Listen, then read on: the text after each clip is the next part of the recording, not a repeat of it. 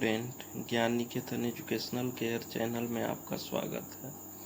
जैसा कि स्टूडेंट, आज जो वीडियो बनाया जा रहा है वो वीडियो 9th क्लास के लिए है। ठीक है स्टूडेंट, तो 9th क्लास का जो फर्स्ट चैप्टर था हम लोग का रियल नंबर था, और रियल नंबर जो है हम लोग का स्टार्ट हो चुका था। उसमें से मतलब रियल नंबर से रिलेटेड 3-4 वीडियो अपलोड कर दिया गया था। ठीक है स्टूडेंट, तो वो 3-4 वीडियो में मतलब लगभग हर टाइप का क्वेश्चन आपका कर दिया गया था। ठीक है, हर टाइप का क्वेश्चन आपको समझा दिया गया था।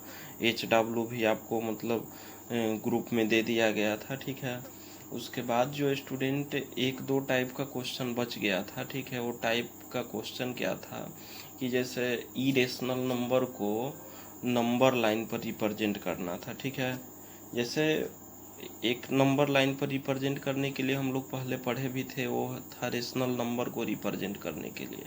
वो 7th क्लास में भी 8th क्लास में भी हम लोग पढ़े थे, और यहाँ 9th क्लास में भी पढ़ना था। ठीक है, जो कि हम लोग को मतलब वो वीडियो में बता दिया जा चुका है। और आज जो आप लोग को बताया जा रहा है वो रेशनल नंबर को कैसे नंबर लाइन पर रिप्रेजेंट करना है। ठीक है, जैसे मान लीजिए कि आपको क्वेश्चन आज का जो आपका टॉपिक है वो है representing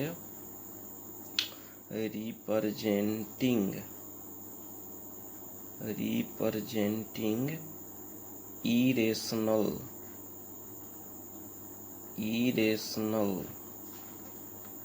number on number line. ठीक है, नंबर लाइन पर आपको क्या रिप्रेजेंट करना है, इरेशनल नंबर रिप्रेजेंट करना है। ठीक है, जैसे मान लीजिए कि आपको दे दिया √2, √3, √5, √7, √10, √11। ठीक है, तो ये सब इरेशनल नंबर है। अब इसी में से आपको मान लीजिए कि दे देगा कि √2 और √3 को रिप्रेजेंट कीजिए, √2, √3, √5 को रिप्रेजेंट कीजिए। मान लीजिए कि अलग अलग दे दे या एक साथ 3-4 ठो इरेशनल नंबर को रिप्रेजेंट करने के लिए दे दे। ठीक है, तो उसका तरीका क्या है। ठीक है, तो उसका तरीका है स्टूडेंट कि सबसे पहले आप क्या कीजिएगा कि एक हम लोग हॉरिजेंटल लाइन खींचते हैं। ठीक है, एक हम लोग हॉरिजेंटल लाइन खींचे, जो कि आप लोग ग्राफ में पढ़े थे कि एक्स एक्सिस और वाई एक्सिस 2 लाइन हम लोग खींचते थे।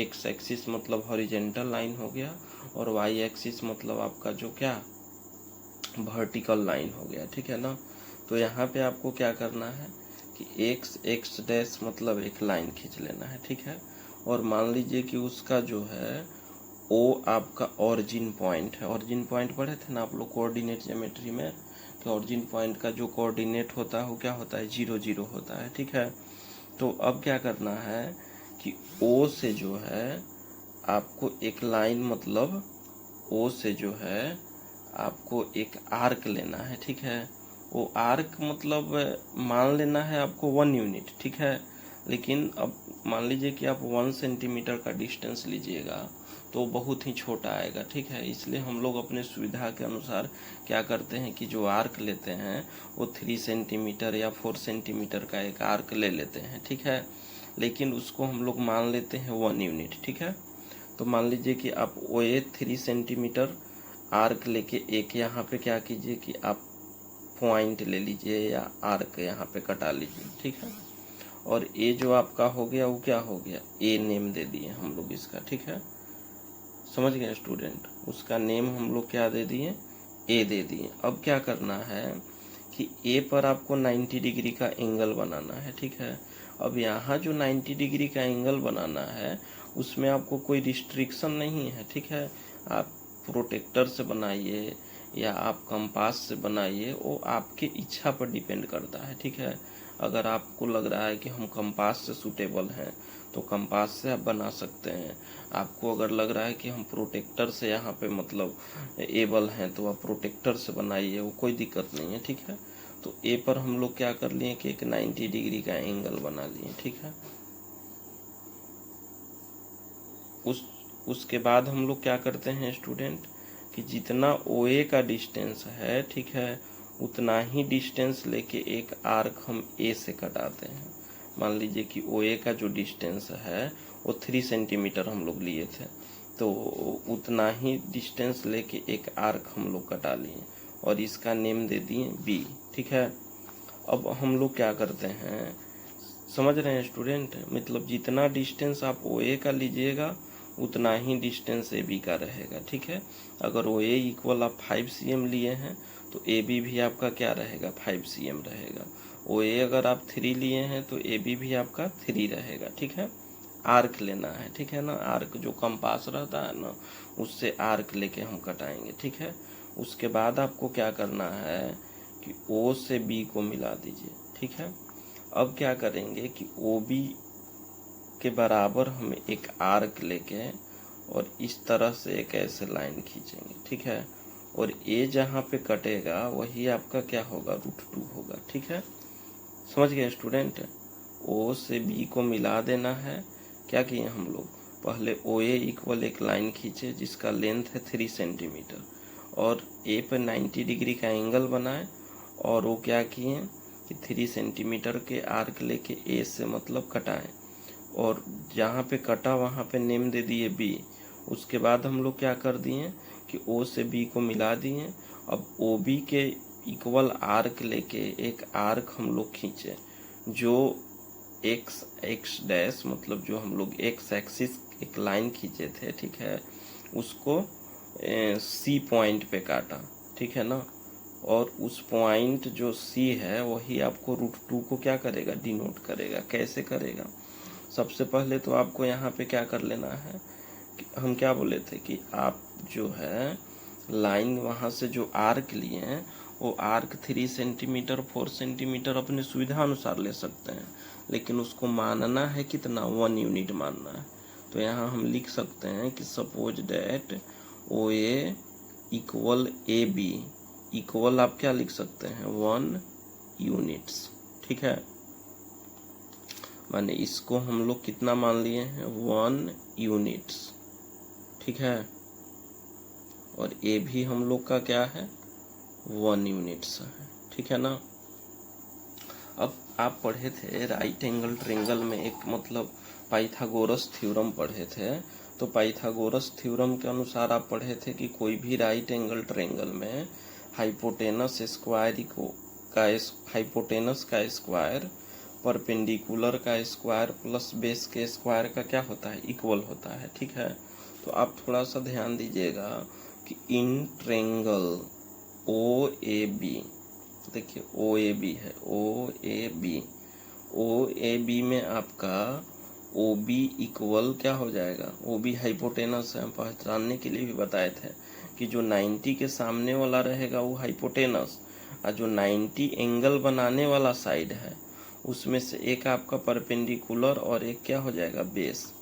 तो ओ बी इक्वल आप क्या लिख सकते हैं, √अंडर ए बी का स्क्वायर आप प्लस क्या लिख सकते हैं, ओ ए का स्क्वायर। ठीक है, तो ए बी के जगह पे क्या लिखेंगे, 1 का स्क्वायर और ओ ए के जगह क्या लिखेंगे, 1 का स्क्वायर, यानी √1 + 1 यानी आपका क्या हो गया, √2। यानी ओ बी जो है वो √2 को क्या करेगा, रिप्रेजेंट करेगा। ठीक है, तो वही हम ओ बी के बराबर आर्क लेके मतलब जितना ओ बी का डिस्टेंस है उतना सेंटीमीटर का आर्क लेके एक आर्क खींचे जो एक्स एक्सिस को सी पॉइंट पे काटा और वही सी पॉइंट जो है √2 को रिप्रेजेंट करेगा। ठीक है, नेक्स्ट मान लीजिए कि अगर आपको √3 को बनाना है तो हम क्या करेंगे कि ये जो हाइपोटेनस है, ठीक है ना, उस पर फिर से हम 90 डिग्री का एंगल बनाएंगे। ठीक है, 90 डिग्री का एंगल बना लिए, जितना ए बी का डिस्टेंस था उतना ही डिस्टेंस लेके एक और आर्क हम कटा लिए और इसका नेम दे दिए डी। फिर क्या करेंगे कि ओ से डी को हम लोग मिला देंगे, ओ से डी को मिला दिए। ठीक है, अब ओ डी के बराबर डिस्टेंस लेके फिर हम एक ऐसे आर्क खींचेंगे। ठीक है ना, और वो जो आर्क जहाँ पे एक्स एक्सिस को काटेगा उसका नेम हम देंगे ई और ई क्या करेगा, √3 को रिप्रेजेंट करेगा। समझ गए, समझे क्या किए, √3 को रिप्रेजेंट करने के लिए हम लोग का जो पॉइंट बी था उस पे क्या किए कि 90 डिग्री का एक एंगल बना दिए, ठीक है।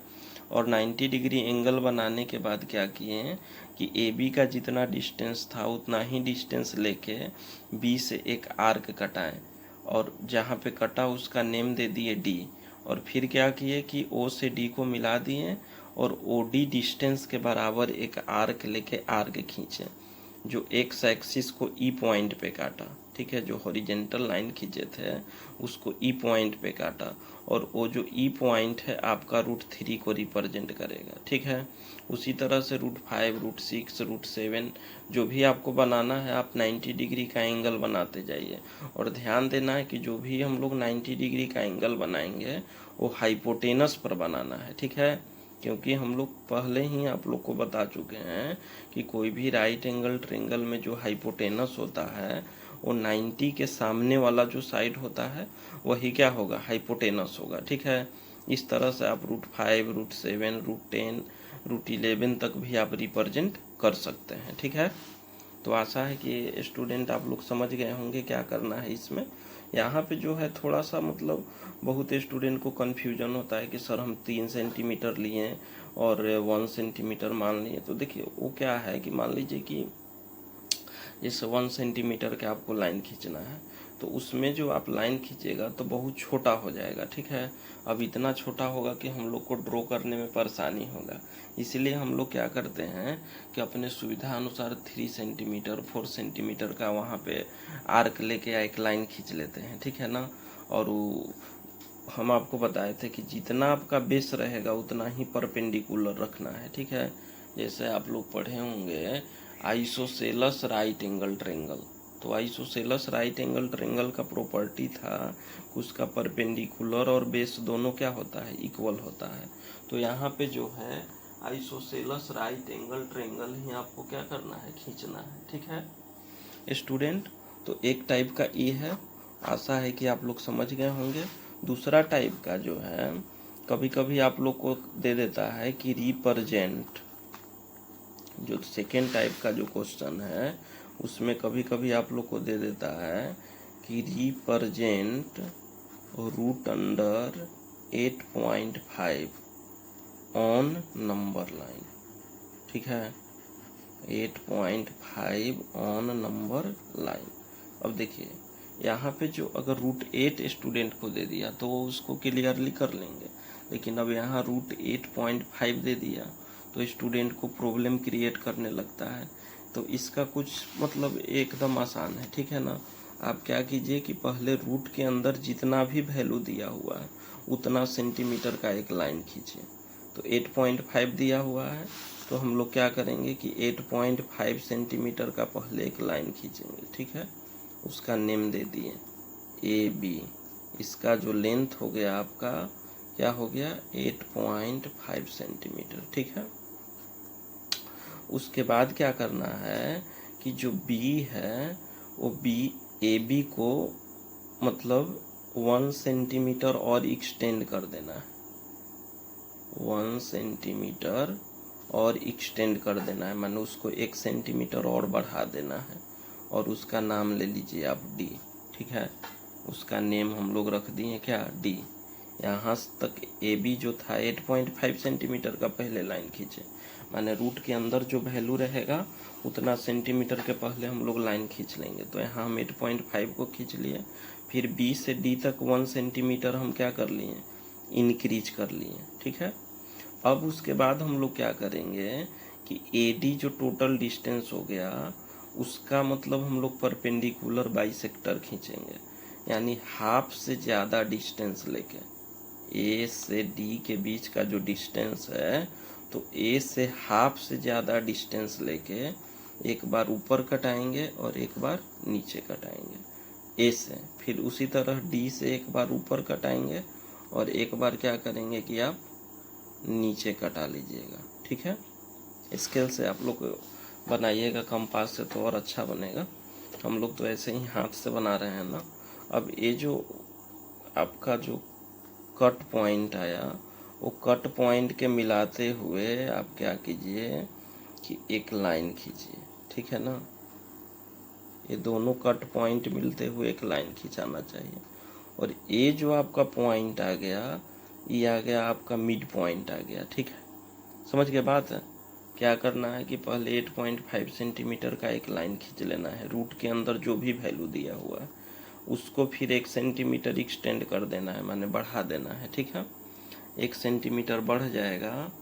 उसके बाद क्या करेंगे कि वो जो पूरा लाइन आपका एडी हो गया उसका परपेंडिकुलर बाइसेक्टर खींचेंगे। तो परपेंडिकुलर बाइसेक्टर खींचने का तरीका आप लोग को बताया गया था कि हाफ से ज़्यादा डिस्टेंस लेके एक बार ऊपर कटाइए, एक बार नीचे, फिर डी से एक बार ऊपर और एक बार नीचे, और वो जो मिड मतलब पॉइंट आएगा वो आपका क्या रहेगा, मिड पॉइंट रहेगा। अब हम क्या करेंगे कि ओ ए या ओ डी के बराबर डिस्टेंस लेके और ओ से एक आर्क खींचेंगे। ठीक है, ओ और ओ जो आर्क है आपका डी पर मिलेगा, माने सेमी सर्किल का एक फिगर बन जाएगा। ठीक है, सेमी सर्किल का एक फिगर बन जाएगा। उसके बाद हम लोग क्या करेंगे कि जो बी है, बी पर 90 डिग्री का एंगल बनाएंगे।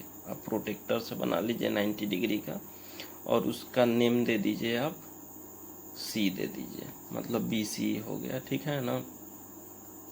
अब क्या करेंगे कि ओ से आप सी को मिला दीजिए, ओ से सी को मिला दिए।